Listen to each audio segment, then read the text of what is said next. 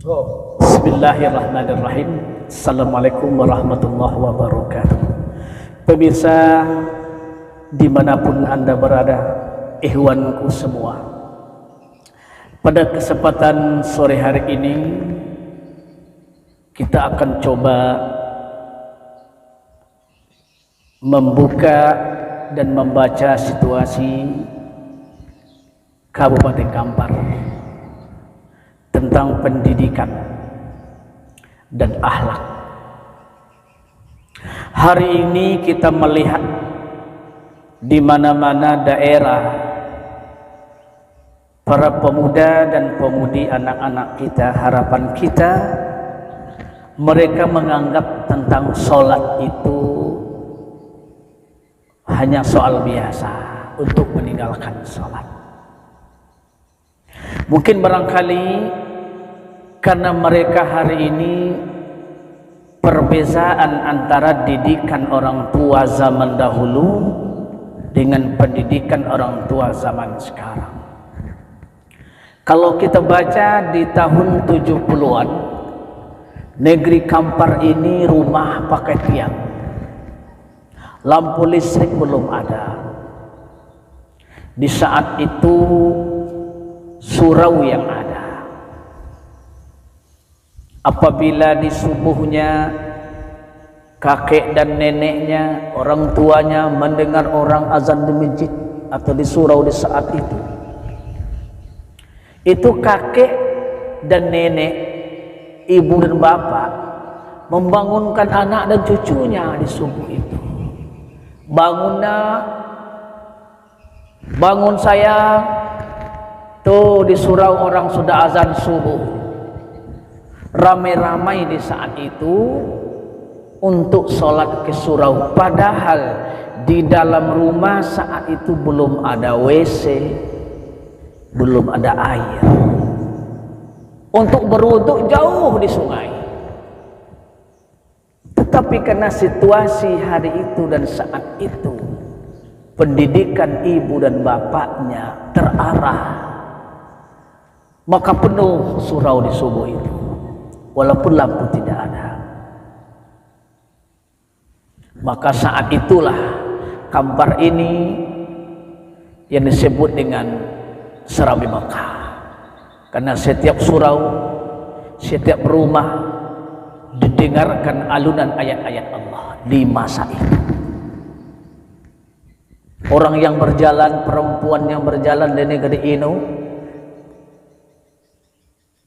orang perempuan yang berjalan, anak muda, pemuda dan pemudi, apalagi kaulah yang disebut dengan pemudi, itu berjalan di kampung-kampung ini pakai sarung, tutup kepala, kena bimbingan seorang guru dan bimbingan ibu dan bapak. Maka di saat itu Kabupaten Kampar ini aman tentram, nyamuk pun tidak ada di saat itu. Begitulah pendidikan seorang ibu dan bapak di tahun 70-an. Mereka mendidik, mereka mendengar pesan-pesan dari guru mereka. Didiklah anak kalian seperti memandikan seekor kuda. Maka orang tua kita dulu memandikan kuda, ya kita dulu masuk ke dalam airnya. Jangan mandikan, jangan didik anak kalian semua seperti memandikan seekor monyet. Monyet cukup dilemparkan dari atas ke sungai. Kalau bapaknya kencing berdiri, anaknya kencing berlari. Inilah hari ini yang terjadi. Maka untuk itu, kalau kita ingat kisah-kisah di zaman Rasulullah sallallahu alaihi wasallam, orang-orang yang meninggalkan sholat ini langsung dihukum oleh Allah Subhanahu wa taala. Dihukum oleh Allah. Seorang perempuan berlari ke rumah Rasulullah. Ya Rasulullah, orang tua saya meninggal ya Rasulullah, tak berani satu orang pun menyolatkannya. Kenapa?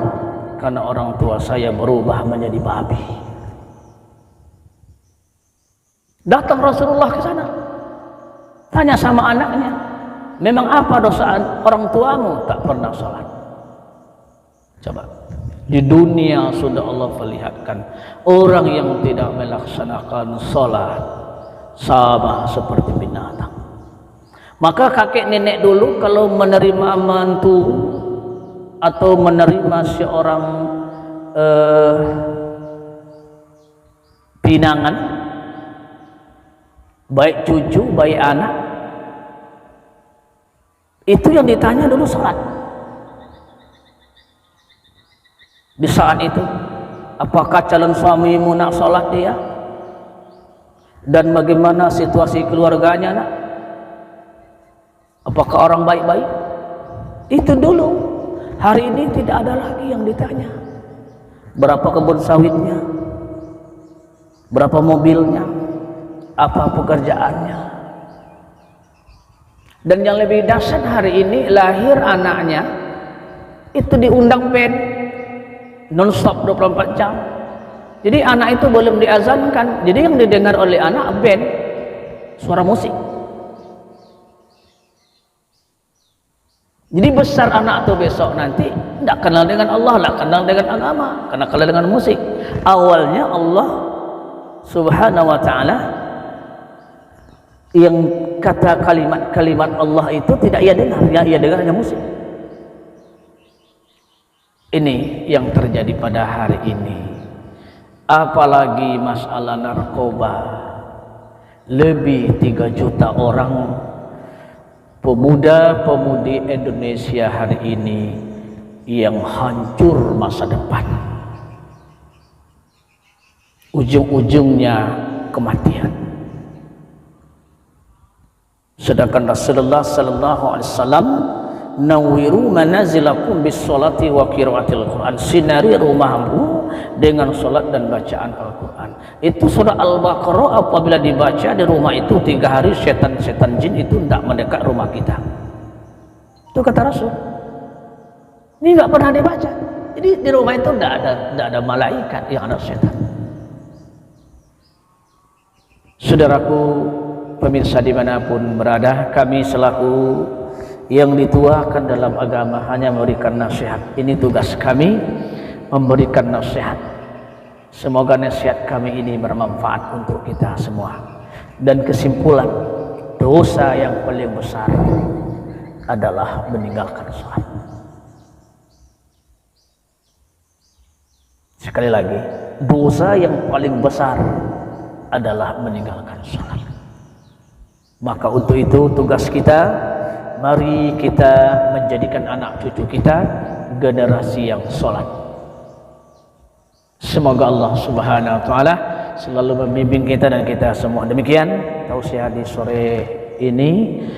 Insyaallah kita akan bertemu lagi dalam waktu yang sama dan tempat yang sama. Subhanaka Allahumma wa bihamdik asyhadu an la ilaha illa anta astaghfiruka wa atubu ilaik. Wassalamualaikum warahmatullahi wabarakatuh.